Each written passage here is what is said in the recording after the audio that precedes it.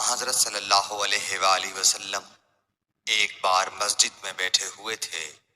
اتنے میں ایک شخص اونٹ پر سوار ہو کر آیا اور اونٹ کو مسجد میں بٹھا کر باندھ دیا۔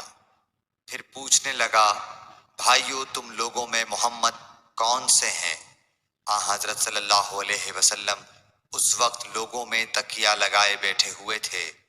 ہم نے کہا، حضرت محمد صلی اللہ علیہ وسلم یہ سفید رنگ والے بزرگ ہیں جو تکیہ لگائے ہوئے تشریف فرما ہیں۔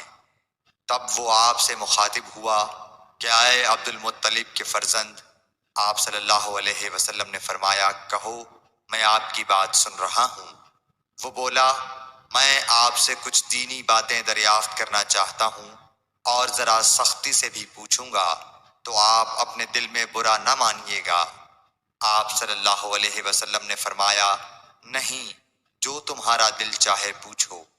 تب اس نے کہا کہ میں آپ کے رب اور اگلے لوگوں کے رب تبارک و تعالیٰ کی قسم دے کر پوچھتا ہوں، کیا آپ کو اللہ نے دنیا کے سب لوگوں کی طرف رسول بنا کر بھیجا ہے؟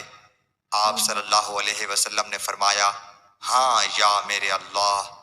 پھر اس نے کہا، میں آپ کو اللہ کی قسم دیتا ہوں، کیا اللہ نے آپ کو رات دن میں 5 نمازیں پڑھنے کا حکم فرمایا ہے؟